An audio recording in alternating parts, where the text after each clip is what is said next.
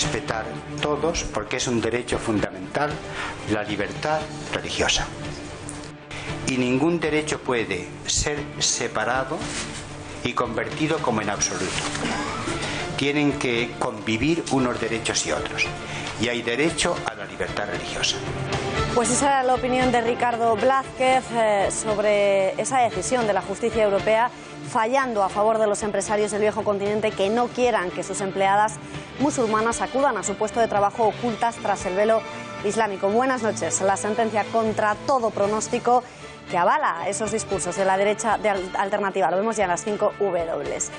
Y es que en una sentencia sorprendente por el nivel de claudicación de Europa ante el Islam, el Tribunal Europeo de Justicia permite a las empresas que veten el uso del velo islámico a sus empleadas. No solo prohíbe a las mujeres que hagan uso de esta prenda de sumisión, sino que también veta la utilización de cualquier otro símbolo diferenciador y que ponga de manifiesto su negativa a integrarse. Decisión que se produce el mismo día en el que desde Turquía amenazan con romper el acuerdo migratorio con la Unión Europea tras los encontronazos de Erdogan tanto con Alemania como con Holanda, países a los que ha calificado de nazis por prohibir actos electorales turcos en sus territorios nacionales. La sentencia es además el resultado de 2 mujeres que fueron despedidas por negarse a quitarse el velo durante el desempeño de su trabajo. Las empresas podrán prohibir, como decíamos, no solo el velo, sino también otros símbolos políticos, religiosos o filosóficos, si existe una norma interna que así lo especifique, al considerar que no existe discriminación directa. Sin embargo, el tribunal puntualiza que puede considerarse discriminación que un jefe elija a un empleado que no lleve velo para atender al público, a petición, por ejemplo, de un cliente.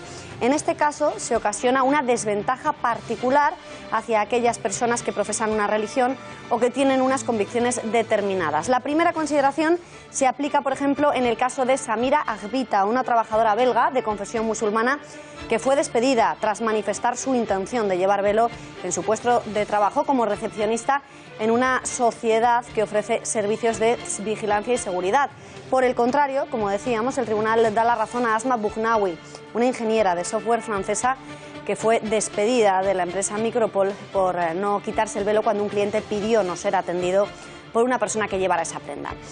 Igual que las empresas se reservan el derecho de admisión, seleccionan a su personal en función de muchísimas variables, igual que la empresa decide la vestimenta de sus trabajadores durante su jornada laboral, ya sea a través de un uniforme, de traje y corbata o cualquier otra indumentaria que marque la dirección. Asimismo, es de justicia que puedan exigir a sus trabajadoras que no cubran su rostro o su cabeza en el desempeño de sus funciones. Sin embargo, la mayoría del establishment ha puesto ya el grito en el cielo. ¿Se dará tanta prisa el gobierno español en aplicar esta decisión del Tribunal Europeo como la llevada a cabo con la derogación de la doctrina Parot? Editorial con Eduardo García Serrano.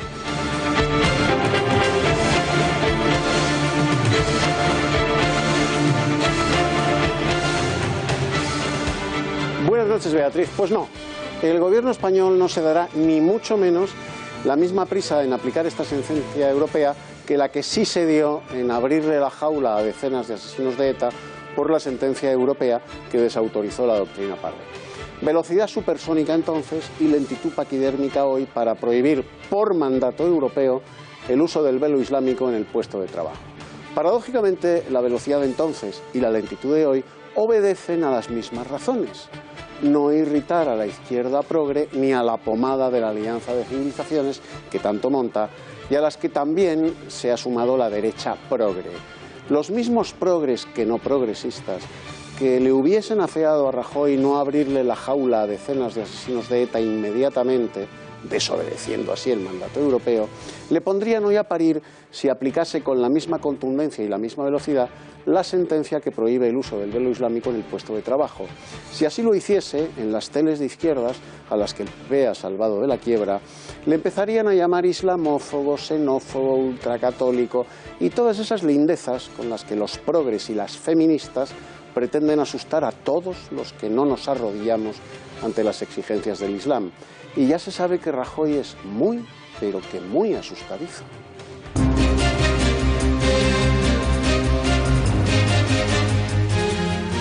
La OCDE anuncia malas previsiones económicas para España, augura que no cumpliremos el objetivo de déficit y culpa al elevado paro y a la baja calidad de los empleos de la creciente pobreza infantil en nuestro país, el mismo día en el que José María Aznar afirma que la economía española ha crecido gracias a la devaluación de los salarios de los trabajadores. Los diputados del Congreso se apañan un convenio del que carecen el resto de los trabajadores españoles. Los plenos en la Cámara comenzarán a las 12 del mediodía para que sus señorías puedan conciliar vida familiar y profesional. Y en este informativo les contaremos con qué apoyos cuenta cada uno de los 3 candidatos a las primarias del Partido Socialista y saldremos a la calle para comprobar si los ciudadanos tienen la misma opinión que Miquel Iceta sobre Susana Díaz, Patxi López y Pedro Sánchez, a quienes ha definido como avasalladora, seductor y sólido. El próximo 29 de marzo, Artur Mas comparecerá en el Parlamento catalán para dar explicaciones sobre su implicación en el caso Palau. La citación la ha recibido 24 horas después de que el Tribunal Superior de Justicia en Cataluña le haya condenado a 2 años de inhabilitación por su participación en el referéndum ilegal del 9N. Sentencia que Artur Mas descalifica, acusando al tribunal de mentir por negar que su condena se deba haber sacado las urnas a la calle.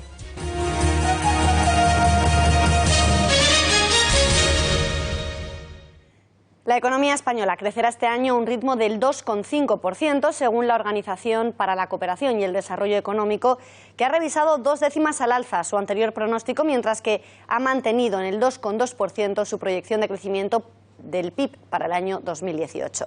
No obstante, cree que esto no será suficiente para cumplir con los objetivos de déficit pactados con Bruselas. De este modo, los pronósticos del Club de los Países Ricos se alinean con las previsiones del Gobierno, que auguran un crecimiento del 2,5 este año y del 2,4 el siguiente, pero no se queda ahí, lo declarado por el organismo, que culpa la precariedad laboral del crecimiento de la pobreza infantil en nuestro país y exige subir los impuestos a los carburantes y el IVA. De economía también ha hablado el expresidente del Gobierno, José María Aznar, y precisamente lo ha hecho sobre crecimiento y salarios.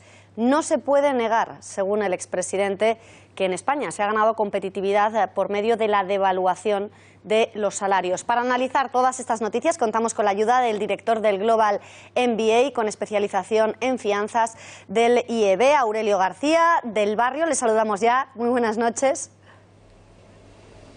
Hola, buenas noches, Beatriz. ¿Coincide usted con la previsión de la OCDE sobre el incumplimiento de déficit por parte de nuestro país? Bueno, sí, primero hay que decir que hay una realidad y es que la recuperación económica de España es mucho más sólida que el de nuestros vecinos de la Unión y de hecho se debe a 2 factores fundamentales, aunque todavía quedan cosas por hacer. En cuanto al sistema financiero, bueno, es verdad que se ha limpiado, pero también es cierto y tenemos que tener en cuenta que eso ha tenido un coste por el incremento de deuda pública que ha supuesto. Reformas fiscales llevadas a cabo durante estos años, pero también hay que decir en ese sentido que queda mucho por hacer, sobre todo en lo que es la financiación. Además, como bien comentaba, perdón, es que parece que tenemos algunos problemas de conexión. Desde la OCDE se culpa a la precariedad laboral del 23,4% de pobreza infantil en nuestro país. ¿Qué debería hacer el Gobierno ante esta lacra? ¿Tiene razón la OCDE cuando culpa de esa precariedad en los empleos a este incremento de la pobreza infantil? Bueno, sin ningún lugar a dudas, al final el hecho de no tener trabajo y que además esos parados sean de larga duración y bueno, la gente que tiene trabajo son contratos temporales y se genera una inseguridad en el trabajo con salarios bajos por otro lado, pues obviamente lleva a que haya pobreza infantil, sin lugar a dudas. ¿Cómo se puede solucionar? Bueno, pues vía crecimiento. Existe una causalidad entre el crecimiento y la generación de empleo. Está estimado que entre un 2 y un 3% de crecimiento supone que se empiece a generar empleo y a partir de ahí intentar también eliminar las rigideces que tiene el mercado de trabajo, como se ha venido haciendo en estos últimos años, pero todavía también queda trabajo por hacer, porque bueno, desde los sindicatos, las negociaciones colectivas, etcétera, etcétera, los costes por despido, incluso, bueno, pues introducen rigideces en el mercado de trabajo, eso supone una menor actividad económica y por lo tanto mayor desempleo.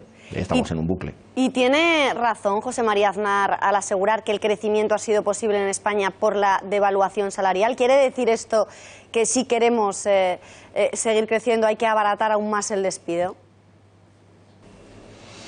Sí, en parte tiene razón el expresidente, porque, claro, nos encontramos en una situación al formar parte de la Unión que no podemos devaluar divisa, que es una medida clara de aumento de competitividad. Entonces, hemos tenido que ir por la evaluación de los salarios y de los precios.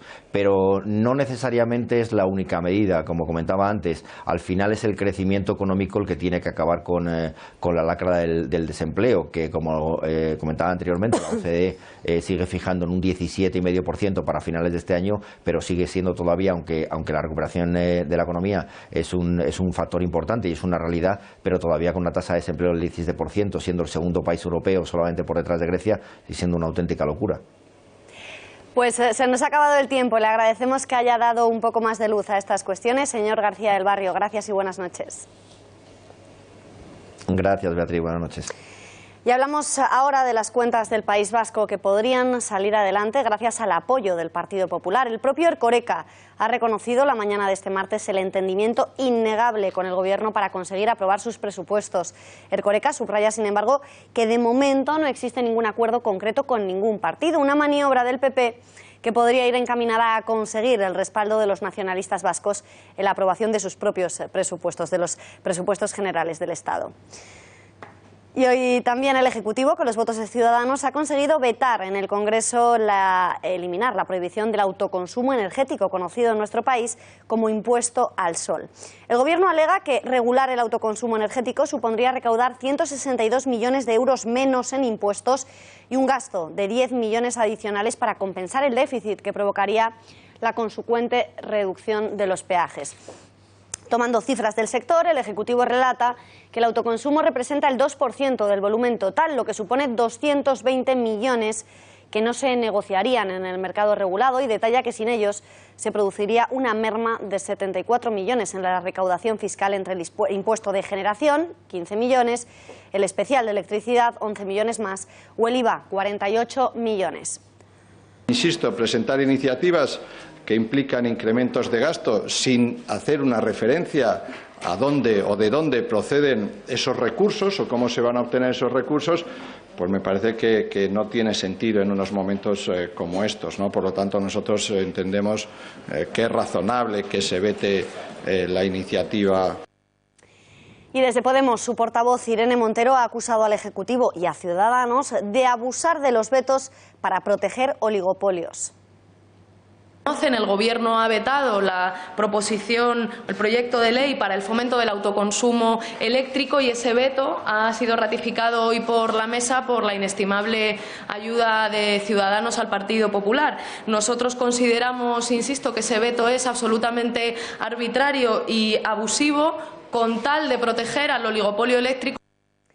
Pero eliminar el impuesto al sol no ha sido el único veto llevado a cabo esta mañana en el Congreso, donde el PP también ha rechazado la proposición de ley de Unidos Podemos para ampliar a 16 semanas los permisos de paternidad y equipararlos así a los de las mujeres que tienen hijos. Alega para ello que su aplicación supondría un sobrecoste presupuestario de más de 3.637 millones de euros. Ocurre el mismo día en el que el Congreso ha decidido adelantar sus plenos a las 12 de la mañana para que los parlamentarios sean prácticamente los únicos españoles que van a poder conciliar familiarmente. Pero es que este no va a ser su único privilegio, porque si sumamos esta reducción en su jornada a las vacaciones de las que disfrutan sus señorías, es como para indignarse. Atención al calendario que están viendo en sus pantallas. Los días marcados en amarillo son los días en los que los diputados están obligados a acudir a la Cámara Baja. De los 365 días del año, apenas 47 días laborables. Pero es que es aún más grave si tenemos en cuenta que solo trabajan los meses comprendidos entre febrero y junio. El resto del año, vacaciones, 7 meses en los que no tienen ni que aparecer por el hemiciclo. Asunto lo suficientemente importante como para escuchar qué opina de todo ello el presidente del Foro Español de la Familia, más allá del agravio comparativo con los parlamentarios españoles que se niegan además a equiparar las bajas de hombres y mujeres. Hablamos de conciliación ya con Mariano Calabuch. Señor Calabuch, muy buenas noches. Buenas noches. Buenas noches. ¿Qué medidas serían realmente efectivas para que los trabajadores españoles pudieran conciliar? Bueno, en primer lugar, una concienciación de todos en que el problema de la conciliación sobre todo el problema de la demografía, y que con la conciliación resolveríamos mucho. Es un problema de concienciación de todos, los políticos, la sociedad civil, el mundo educativo, las empresas. Evidentemente, ayudas económicas, como en su momento en Francia, en los años 60, aportando un dinero por cada hijo que tenían, pues eso ayuda, evidentemente. Francia fue adaptándose a la nueva situación mundial poco a poco, pero es un país ejemplar en el aspecto de que tienen regeneración sin ningún tipo de problema, como nos falta aquí en España. ¿Equiparar las bajas entre hombres y mujeres sería una posible solución? No del todo, no es la única solución. Qué duda cabe que eso ayuda a la conciliación familiar y a la corresponsabilidad en la pareja, dentro de la pareja. Lo que el Foro Español de la Familia sí viene pidiendo desde hace un tiempo es que la ampliación del permiso de maternidad, paternidad, llamémosle como quieran, después de tener un hijo, se amplíe hasta un año y que luego la pareja sea la que decida cómo lo quiere repartir. ¿Y qué nos dice equiparar nuestros horarios a Europa, Estados Unidos? ¿Redundaría esto en el beneficio de las familias? No creo que sea la solución tampoco. Cada país tiene su forma, ¿no?, de ser y de vivir.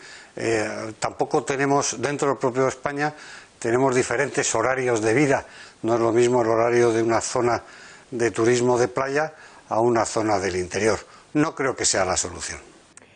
¿Considera que el gobierno del PP lleva políticas que favorecen a la familia? ¿Está usted en esta línea? ¿Qué piensa? Donde sí lo están haciendo o pretenden hacerlo, tienen medidas que lo están intentando poner en marcha en la Comunidad de Madrid. En el resto desconozco. Yo creo que las políticas de apoyo a la familia, tanto del Partido Popular como de cualquier otro, no complementan, no son completas a todo lo que hace falta a España. Nosotros hemos hecho llegar a todos los partidos políticos unas 50 medidas, unas propuestas de 50 medidas de apoyo a la familia que deberían, si no todas, pero en parte, ir poco a poco poniéndolas en marcha. España aporta en ayudas a las familias el 1,2% del Producto Interior Bruto hasta el 2,3% del Producto Interior Bruto, que lo tienen otros países europeos.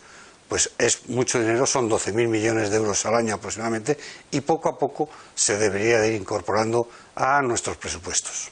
Pues señor Calabuch, esperando que poco a poco sus propuestas sean escuchadas por el Ejecutivo, le agradecemos su intervención en este informativo y le damos las gracias y las buenas noches. Muchísimas gracias a ustedes. Buenas noches.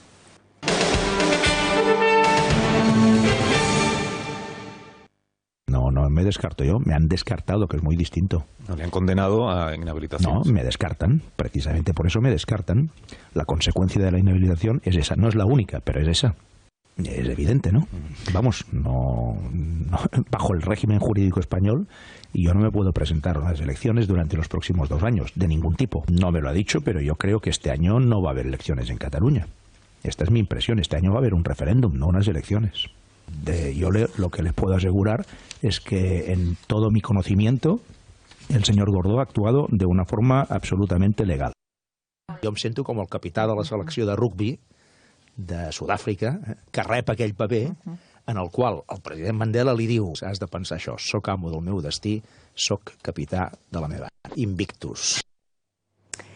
Artur Mas insiste en llamar mentiroso al Tribunal Superior de Justicia de Cataluña por asegurar que ha sido condenado al sacar las urnas. Se presenta como mártir del gobierno al compararse con Invictus y rechaza que vayan a celebrarse elecciones en Cataluña este año.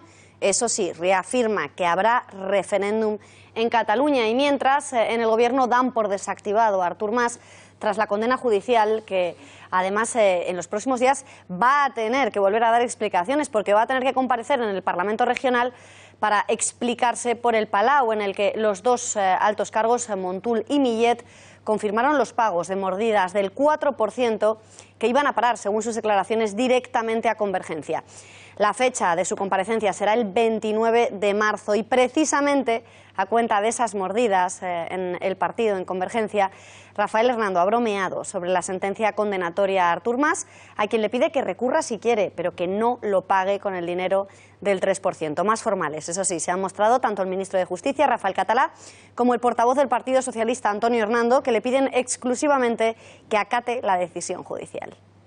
Los dirigentes ahora de la independencia, pero en general los dirigentes catalanes comprendan que democracia es respeto a las sentencias, cumplimiento de las sentencias, de los procedimientos preestablecidos y de la ley.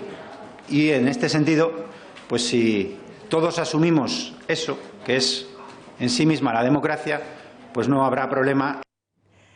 Y en el otro extremo encontramos a Pablo Iglesias, que considera, en la línea también de lo defendido por los nacionalistas, que la sentencia no ayuda a tender puentes con Cataluña. Asimismo, desde Esquerra desafían al gobierno, a quienes advierten de que en su partido no tienen miedo ni se van a acobardar, recordando que en una Cataluña hipotéticamente independiente la sentencia no tendría ninguna validez. Y precisamente un miembro de ese partido, de Esquerra Republicana de Cataluña, al que le gustan especialmente los flashes, su portavoz, Gabriel Rufián, vuelve a ser protagonista por su inclusión en el último número de Vanity Fair. En un momento dado de la entrevista, la periodista le pregunta: dice usted como un elogio a su tierra que la derecha catalana habla de república y la española no. ¿Qué diferencia habría si lo hiciera?, le preguntan desde la revista. Pues que sería una derecha más democrática y no la del Valle de los Caídos, responde Rufián, quien también valora al actual presidente de la Generalitat, a Carles Puigdemont, de quien asegura que tiene sentido del espectáculo y sorprende porque su partido es muy moderado. Me gustan sus zascas, afirma. Entendemos que, gustándole tanto a Rufián las fotos, valore como una virtud exigible en un gestor su capacidad de dar espectáculo. Y por último, le preguntan desde la cabecera: ¿qué pasa si consiguen celebrar el referéndum, pero gana el no? Absolutamente nada, dice Rufián. Lo importante es conseguirlo y defender el derecho a decidir también de quienes no quieren la independencia. Y al referéndum se refería también en las últimas horas la alcaldesa de Barcelona, Ada Colau, que ya no se esconde y afirma su intención de sumarse a esa consulta ilegal. Precisament expressant la voluntat democràtica del plenari de l'Ajuntament de Barcelona de sumar-se al pacte pel referèndum, és a dir, que la voluntat democràtica que s'expressa en els òrgans escollits directament per la ciutadania.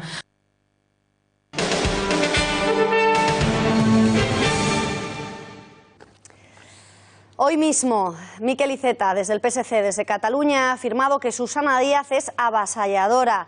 Así lo dice Iceta. Respecto a Sánchez dice que es seductor y respecto a Patxi López dice que es sólido. En unos minutos les vamos a mostrar qué opinan los ciudadanos, si están de acuerdo o no con estas manifestaciones, esta declaración de Miquel Iceta. Pero es que antes vamos a ver con qué apoyos cuentan los candidatos, porque ahora mismo hay tres frentes abiertos. Uno es el de Susana Díaz, el otro es el de Pedro Sánchez y el otro, el último, es el de Patxi López. Para todo ello nos va a ayudar Paloma Valverde, que nos cuenta cómo están en estos momentos las primarias, los candidatos socialistas, con qué apoyos contarían y con qué apoyos no contaríamos. Y es que, como vemos, la situación es insostenible, complicadísima. Paloma, cuéntanos cómo está, con qué apoyos cuenta cada uno de los candidatos. Buenas noches, Beatriz. Tras varias semanas de duda, ya es oficial. Susana Díaz quiere convertirse en la secretaria general del PSOE, por lo que la conquista de Ferraz cuenta con tres frentes. Como decimos, el encarnado por los susanistas, el de Pedro Sánchez en el extremo contrario y, por último, Patxi López. Empezamos por los sanchistas, puesto que fue el primero en postularse.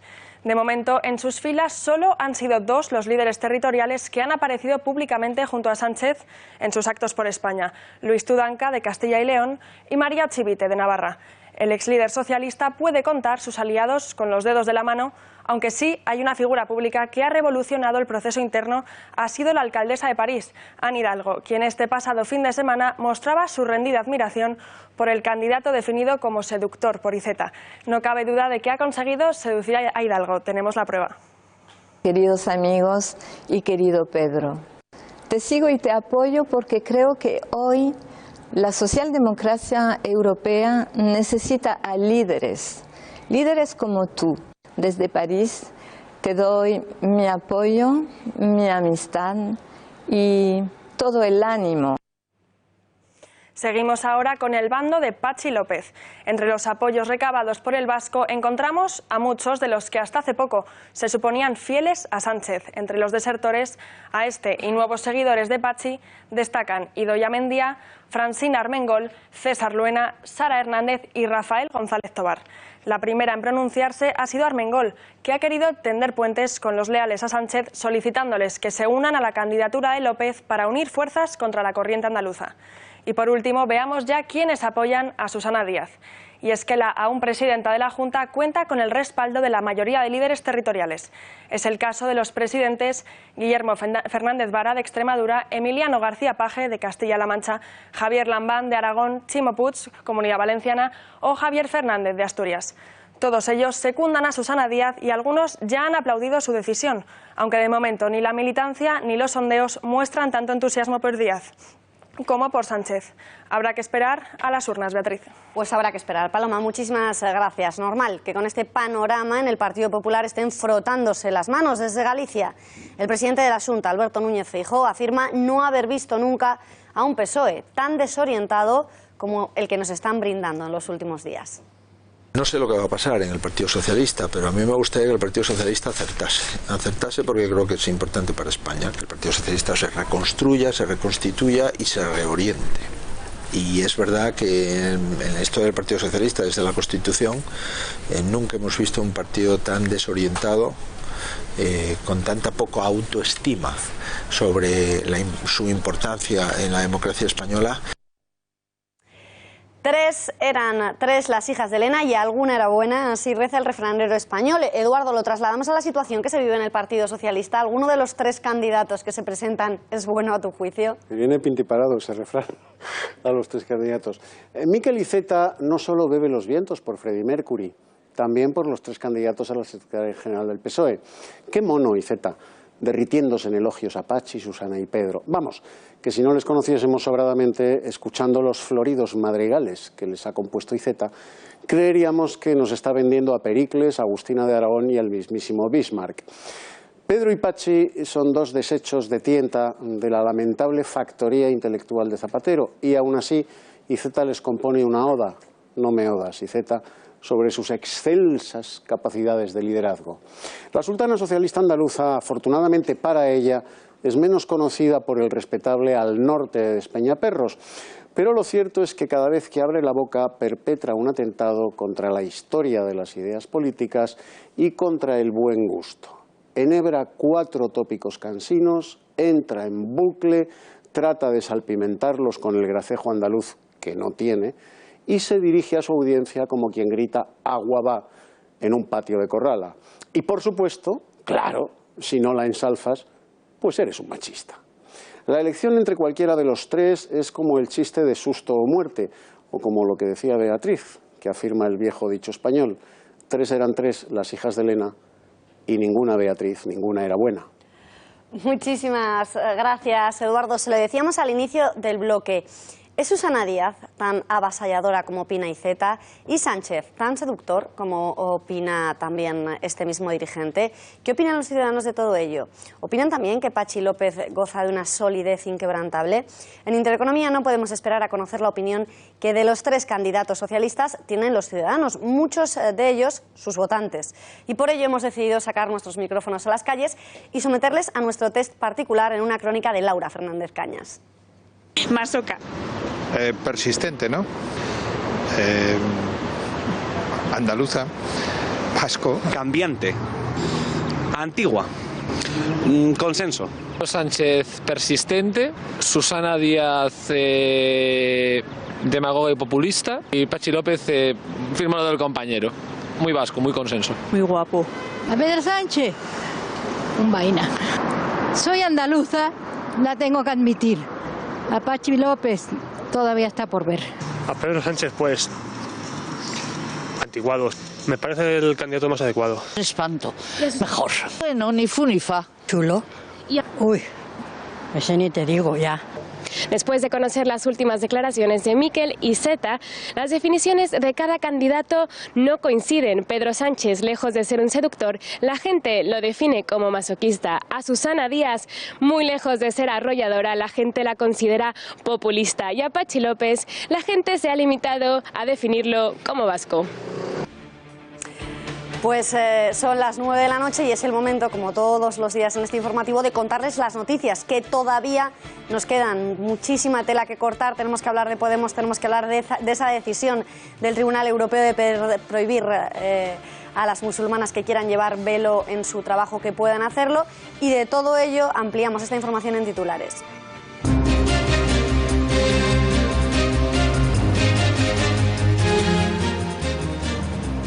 Antes, un día más, les vamos a seguir mostrando las imágenes en exclusiva que ponen en evidencia la radicalidad y la violencia en contra de la libertad de expresión. Las imágenes a las que nos referimos corresponden a la tarde del viernes, donde radicales de extrema izquierda impidieron la celebración de una conferencia pacífica en la Complutense. Nuestra cámara oculta pudo grabar al decano llegando a las manos con algunos miembros de Hazte Oír y al vicedecano brindando su apoyo a los radicales.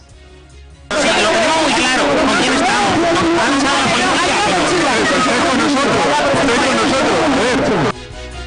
Sorprendente, sin duda. Hablaremos también de Podemos, porque aún sigue coleando la polémica de su censura a los medios de comunicación. En las últimas 24 horas, la jefa de gabinete, diputada, portavoz, mano derecha y novia del líder, Irene Montero, ha vuelto a negar que desde su partido se intimide o se amenace a periodistas, sino que afirma que ocurre todo lo contrario, que son los políticos que más entrevistas conceden a la prensa. En este informativo les mostraremos quiénes son los periodistas favoritos de los morados y por qué. O sea, creo que nosotros tenemos mucho más que ver con el carácter antioligárquico. Pero es que no es esta la única polémica en torno a Iglesias, que hoy se ha vuelto a enfadar a cuenta de las misas emitidas por la 2 de Televisión Española. Enfado normal si tenemos en cuenta que los católicos han vencido a Iglesias en esta primera batalla al triplicar la audiencia de la cadena con la liturgia del domingo. Aún así, el líder de Podemos insiste en que este tipo de contenidos se deben emitir solo en la COPE, obviando el servicio público que se ofrece a todos esos miles de ancianos que no pueden acercarse hasta las iglesias. Yo creo que la Iglesia Católica tiene ya bastantes canales en los que podrían emitir misa o lo que quieran. Y volvemos a la que se ha convertido en la noticia del día, la decisión del Tribunal Europeo de permitir a las empresas que prohíban el uso del velo islámico. Decisión sorprendente si tenemos en cuenta el grado de claudicación al que hemos llegado en Europa a instancias del Islam. En este informativo analizaremos la historia de la prenda, viajaremos por los distintos modelos de velo que existen en la actualidad y, como no, hemos sacado también los micrófonos de Intereconomía a la calle para conocer la opinión de la gente sobre esta polémica. Analizaremos todo ello con la ayuda de nuestro analista en seguridad y defensa, Bruno Navarro. Así es, y no solo hablaremos con Bruno de esta decisión sin precedentes para Occidente, sino también de la ruptura entre Holanda y Turquía y de las consecuencias que esto puede acarrear para el viejo continente. Lo vemos en unos minutos.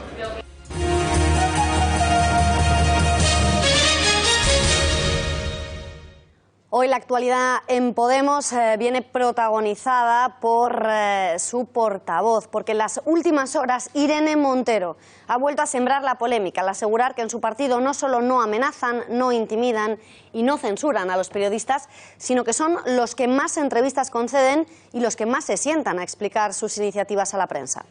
Pasado en este país, o sea que a lo mejor este señor ha estado sentado en 5, 7, 8 consejos de administración a la vez de empresas importantes de nuestro país, que son las que hacen que enciendas el agua y sale caliente, fría, que las constructoras, las carreteras tal, y nadie sabe quién es. Y eso es importante, que en España tengamos una cultura también. Creo que de hecho Ciudadanos no se entiende en el eje izquierda-derecha como tantas otras cosas en este país.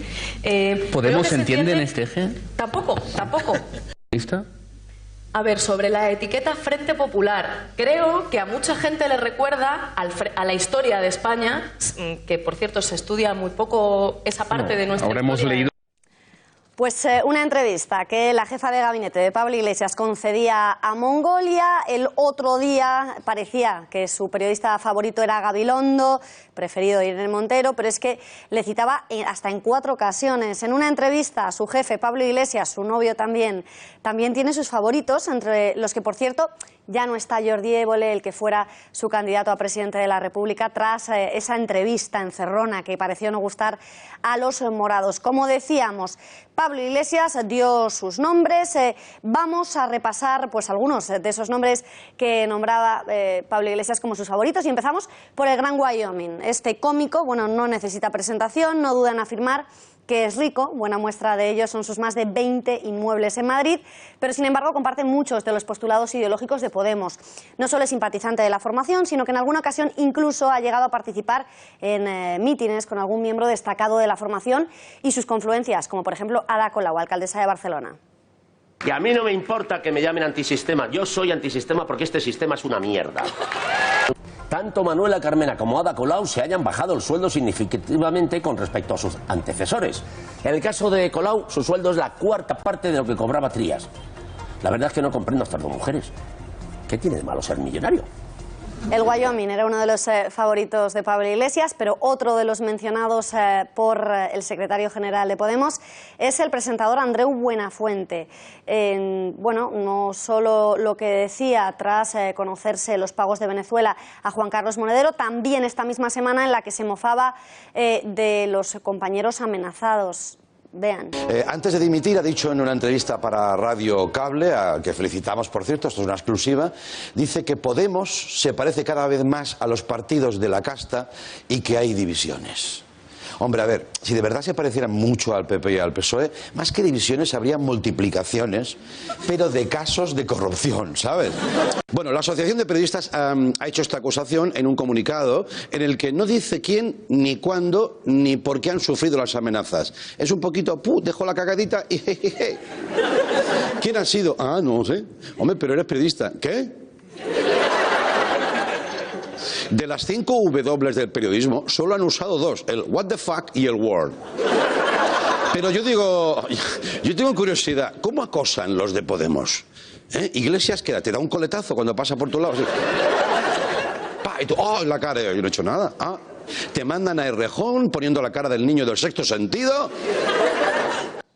Pues seguimos avanzando en esos periodistas que le gustan a Podemos. Lucía Méndez era otra de las nombradas, directora de opinión del diario El Mundo, que tampoco parece, al igual que los 2 anteriores, una gran crítica con Podemos, que es en lo que se escudaba precisamente Pablo Iglesias. Vean cómo defendía hace un par de años a Podemos ante Esperanza Aguirre, con uñas y dientes. La democracia orgánica y las democracias populares. Si lo que le digo es que usted dice que si gana Podemos no volveremos a votar libremente, y yo le digo, ¿usted por qué dice eso? Pues porque le da la gana, para combatir a Podemos. Perdone, ¿Por qué? Es que no entiendo. ¿Dónde está eso? En las hemerotecas. ¿En qué? Y por último, pero no menos importante, Ignacio Escolar, el fundador de los 2 diarios más cercanos a la formación morada, Público y también colaborador habitual de La Sexta, que no dudó en publicar a los 4 vientos su despido de la SER por orden de Cebrián. Tampoco se cree ahora las amenazas a otros periodistas. No es de extrañar, ya que antes de ser despedido él mismo criticó con saña a Carlos Carnicero, periodista al que sustituyó en las tertulias de la SER cuando este denunció ataques a la libertad de expresión. Esta semana hablaba de la denuncia de la APM de esta manera. ¿Cuáles son las posibles represalias a las que se enfrenta un periodista que denuncia que un político le ha amenazado? Francamente, muy pocas o ninguna. Y hablar de heroicidad de los periodistas, como he leído en algún medio. Y en Podemos no se resignan, y a pesar del zasca de los católicos a Pablo Iglesias, consiguiendo un share histórico en la última emisión de la liturgia en la 2, el líder morado insiste, las misas se tienen que quedar en la cadena COPE. Cada vez que hablan los obispos en este país es para decir que la ideología de género es un peligro, es para decir que el matrimonio entre 2 hombres o entre 2 mujeres no es matrimonio, o para decir que los jóvenes no tienen que utilizar preservativo en sus relaciones sexuales, o que el sexo es un tema tabú. Bueno, pues eso que lo digan en 13TV o en la COPE. En las televisiones públicas creo que necesitamos otra cosa. Yo creo que la Iglesia Católica tiene ya bastantes canales en los que podrían emitir misa o lo que quieran. Es que la televisión de todos los españoles y todas las españolas no es el lugar para mandar homosexuales al infierno, como hizo el obispo de Alcalá de Henares. Creo que hay que respetar la Constitución, que dice que somos un Estado laico. Eduardo, ¿debe la 2 dejar de emitir la misa de los domingos? De ninguna manera, y ahora todavía menos. A la horda podemita le sale azufre por las fosas nasales y le da vueltas la cabeza, como a la niña del exorcista, cada vez que sintonizan la 2 de Televisión Española y en vez de ver los ritos de apareamiento de la limoche, le sale la Eucaristía Dominical, que es uno de los pocos servicios públicos decentes que nos presta la tele pública. Presos de un ateísmo patológico y de una aversión al cristianismo que convertiría al mismísimo Nerón en un monaguillo, al lado de Pablo Iglesias y de su tropa de comecuras decimonónicos, los podemitas exigen que la tele pública española, que sirve a un público mayoritariamente católico, cultural y tradicionalmente católico, elimine de su parrilla la retransmisión de la misa dominical.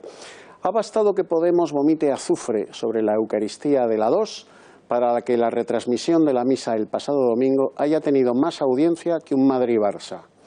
Bueno, pues no escarmientan. No escarmientan porque viven en su mundo orwelliano y no, lo que quieren es fabricar un pueblo que no existe más allá de sus delirios marxistas-leninistas. Mientras los podemitas sean incapaces de entender que en España, cuando Cristo pasa, hasta Dios se arrodilla, seguirán echando azufre por la nariz. Que mi párroco me absuelva y que Dios me perdone, porque yo, el próximo domingo, asistiré también a misa desde el salón de mi casa en la 2 de Televisión Española, aunque solo sea por aquello de a Dios rogando y con el mazo dando.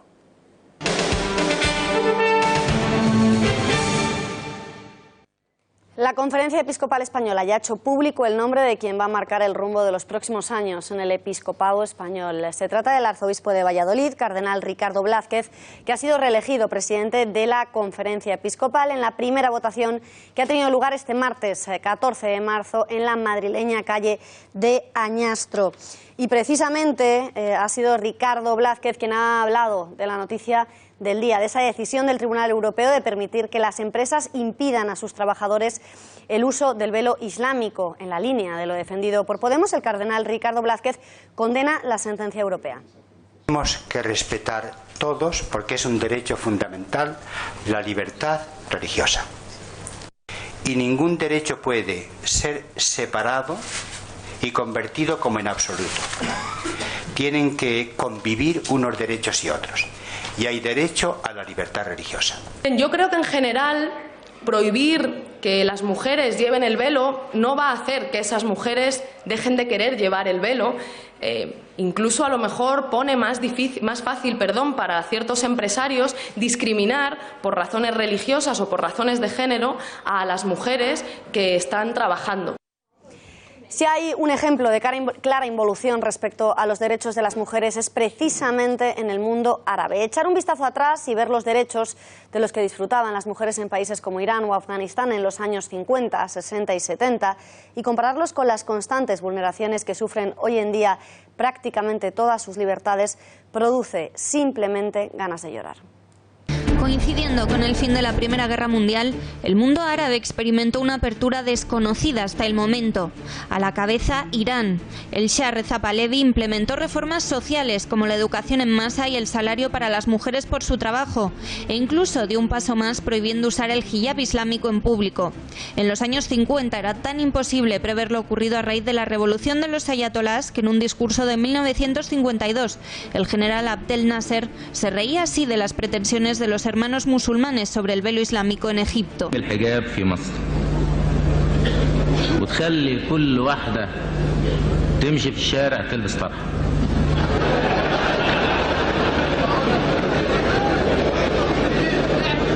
Pero esta secta egipcia, nacida en los años 20 y a los que se considera fundadores del grupo terrorista Hamas, acabó saliéndose con la suya un cuarto de siglo después, cuando Khomeini tomó también el poder en Irán y la actual familia saudí, extremista en cuanto al papel de las mujeres, hizo lo propio en la zona. Desde entonces se han impuesto en mayor o menor medida a lo largo de todos los países árabes estrictos códigos basados en el Corán, que van desde considerar que la vida de la mujer vale la mitad que la del hombre, a la prohibición en algunas zonas de conducir, recibir recibir atención médica o educación y, por supuesto, la obligatoriedad de cubrirse. Pero antes de las lapidaciones a supuestas adúlteras y los crímenes de honor, Irán fue un verdadero paraíso para las mujeres, menos conservador incluso que Europa en cuanto a la vestimenta femenina y con un 40% aproximadamente de mujeres trabajando. A pesar de que el Corán no dicta la obligación de cubrirse, solo la de vestir de forma modesta, están obligadas aquí ahora por la Sharia a usar el chador.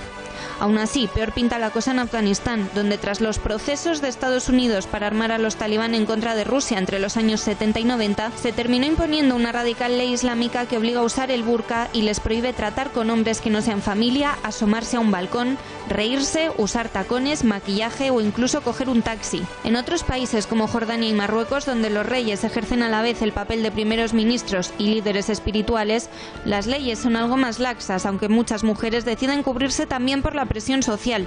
En Túnez incluso tienen derecho a cobrar salarios y a divorciarse. Una triste situación que, bajo el pretexto de proteger a las mujeres, ha reducido sus derechos a niveles anteriores a la Edad Media.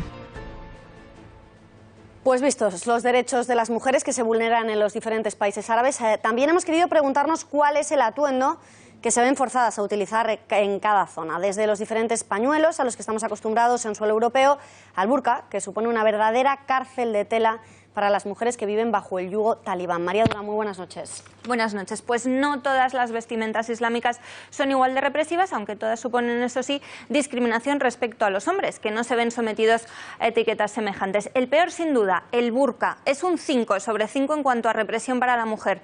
La cubre de la cabeza a los pies y solo deja una pequeña rendija a la altura de la cara para poder respirar. Ni siquiera se puede ver bien mientras se usa.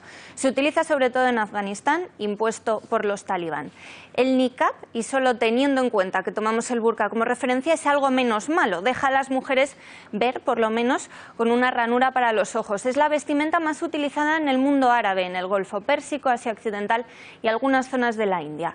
El chador, en comparación con el burka, ejercería una represión media, si es que esto existe. Cubre todo el cuerpo excepto la cara y es la ropa impuesta por los ayatolás en Irán. El hijab es ese pañuelo al que estamos acostumbrados en Europa. De hecho, su uso está generalizado en todo el mundo. Cubre la cabeza y el pecho, no la cara. Es muy similar a la shaila, que sin embargo se centra más en esconder el pelo y la frente y no llega tan abajo en el torso. Se usa especialmente en el Golfo Pérsico, en zonas no tan radicales como las que imponen el niqab. Y por último, la valla, muy parecida al chador, pero más elegante, no solo en los tejidos, sino también algo menos ancha que no ajustada. Cubre también absolutamente todo el cuerpo y se utiliza en Arabia Saudí. Yo creo que cada uno es libre de pensar lo que quiera.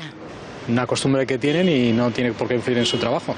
Me parece un poco injusto, porque tiene que haber libertad. Si hay libertad religiosa, pues hay que aceptar todo dentro de la religión. Me parece bien, porque yo creo que tiene que haber una identidad corporativa de la empresa y en la identidad corporativa de la empresa a lo mejor el islámico no encaja. Así como en otras culturas es obligatorio llevar el velo islámico cuando se va vestido a la empresa con un uniforme de empresa. Yo creo que tienen perfecto derecho a manifestar su fe. Están en una cultura occidental, no sé si es excesivamente extremo y dónde está la raya de la libertad de expresión con la legalidad. Pues ya lo hemos visto, opiniones absolutamente divididas, mientras que para unos se trata de un claro elemento discriminatorio, para otros la decisión del Tribunal Europeo regula un derecho de todo empresario a poder decidir cómo se debe acudir al puesto de trabajo. Se debe prohibir el uso del velo islámico por parte de las empresas, asunto lo suficientemente polémico como para someterlo a nuestro cara a cara hoy con José Antonio Fuster y con Eduardo García Serrano. Fuster, empiezas tú. Buenas noches a ambos. Es impopular, sí, ya lo sé, pero no puedo estar de acuerdo. No puedo estar de acuerdo con todo lo que vaya a decir Eduardo García Serrano. He dicho que iba a ser impopular, sí. El pañuelo es una expresión de fervor religioso. Si empezamos a prohibir ese pañuelo, que es una libertad individual, tendremos que prohibir, acabarán prohibiendo todo lo demás, incluso cosas muchísimo mejores. Estás equivocado, mi querido José Antonio Fuster. Parece mentira que un hombre con tantísimas lecturas, doy fe, como las que tú atesoras, no se haya acercado, siquiera sea por curiosidad, al Corán. El velo islámico no es una muestra de fervor religioso, es una muestra de sumisión a la mujer en esa nación espiritual que es el Islam, de sumisión de la mujer al varón. Hay otras prendas que sí son sumisión, pero insisto, ¿te acuerdas cuando estábamos todos escandalizados porque una azafata de British Airways le habían prohibido llevar un crucifijo. Vale, pues estamos en un caso muy parecido. Y al final lo que importa de verdad, lo que importa es el crucifijo. Dejemos que alguien haga un poco el tonto llevando un pañuelo, pero no quitemos todo lo demás. Libertad, libertad individual. Por Dios bendito, ¿me estás comparando el crucifijo con el velo islámico? Yo no, los demás. ¿Me estás comparando el símbolo de la libertad, de la dignidad del hombre, de la dignidad de la mujer, con el velo islámico, que es el símbolo del sometimiento esclavista de la mujer hacia el hombre? Pero estás comparando el símbolo de la libertad y de la redención de la humanidad, que es el crucifijo, con el velo islámico. No, quiero guardar todo eso, quiero conservar eso. La verdad, Eduardo.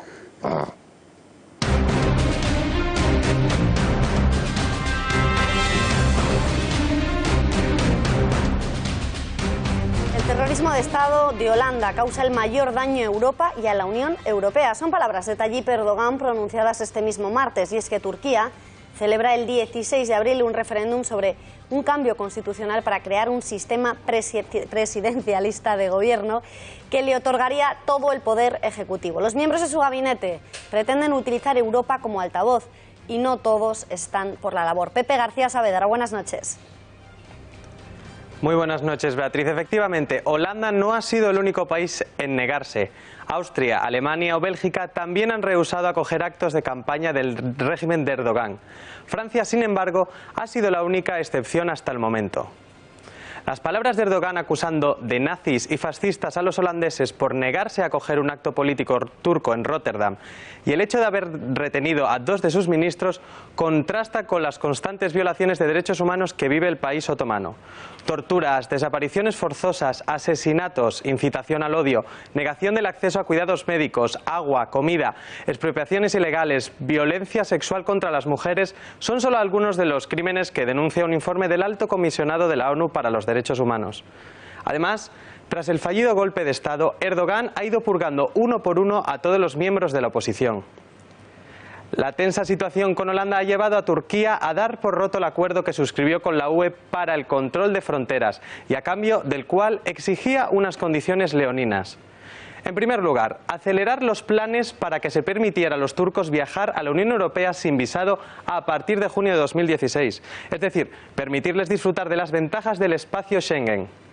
Y en segundo, todo esto tenía un precio, en concreto 6.000 millones de euros que en teoría eran para financiar la atención a estos refugiados.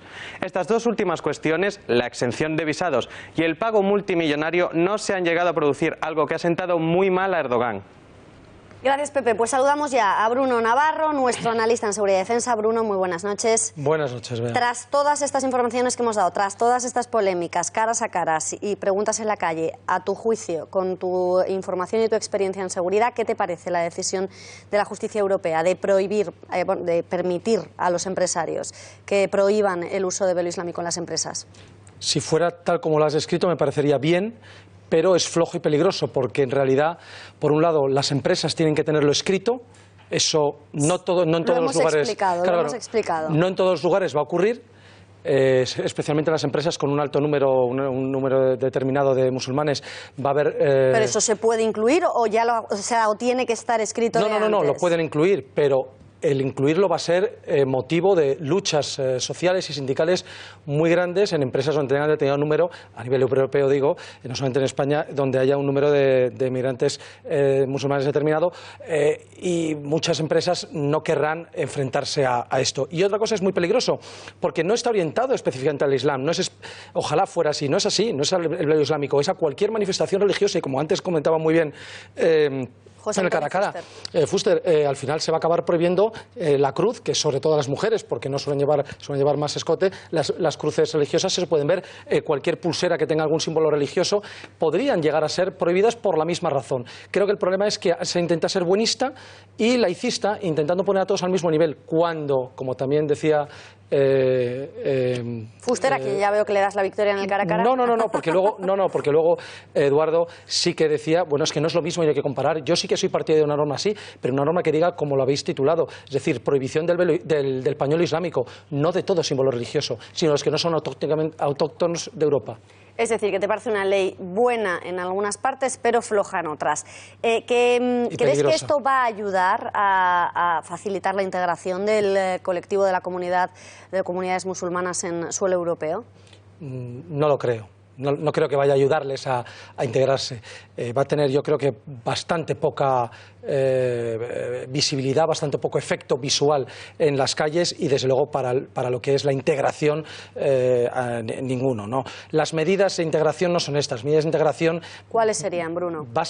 Siempre lo repito, que todas las medidas de integración parten de la base de que el colectivo a ser integrado no puede superar una determinada cantidad. Cuando un colectivo, como es ahora mismo el musulmán, que además no es autóctono, sino el musulmán extranjero, ha venido en masas tan grandes durante las últimas décadas, especialmente en los últimos pocos años, es incapaz de integrarse. Es imposible, pero ni ellos ni ningún otro colectivo va a poder integrarse con esa masa crítica. Al ser superada esa masa crítica, da igual estas medidas y cualquier otras que podamos discutir, es imposible. Bruno, se nos está acabando el tiempo, pero no quiero dejar de preguntarte por esa amenaza lanzada hoy por Turquía, pues eso, amenazando con romper ese pacto migratorio que tiene firmado con la Unión Europea. ¿Qué consecuencias tendría esto para Europa? Bueno, es una amenaza que utiliza, es el grifo que tiene. Yo tengo la inmigración, tengo los millones de refugiados y de migrantes en mi territorio y voy a ir soltándolos a cuentagotas según me interese, lanzando oleadas para que aceptéis, como han dicho bien antes en el pizarrín, han estado especialmente, han hecho hincapié pues, en todas estas peticiones de dinero, peticiones de espacio Schengen, peticiones de visados, etcétera. Eso es lo que quería Turquía. Ahora mismo ha amenazado pues porque está enfadado por el trato que se le ha dado y porque no ha podido hacer esos mítines que quería en Europa para conseguir esos votos que necesita para su referéndum. No creo que llegue a hacerlo. Sí que nos va a soltar seguramente alguna riada de migrantes, pero no creo que llegue a soltarlo. Si llegan a soltarlo, tanto él como Marruecos, sería una situación muy grave. Por lo tanto, nosotros no podemos depender de ellos, tenemos que depender de nuestros medios para evitarlo. Pues ha quedado clarísimo, Bruno, a pesar de lo corto que ha sido, ha quedado, yo creo, explicadísimo, fenomenal. Muchísimas gracias, un martes más. Gracias, nos tenemos que despedir y les dejamos, como siempre, con tiempos modernos y con toda nuestra parrilla. Nos vamos. Gracias, hasta mañana.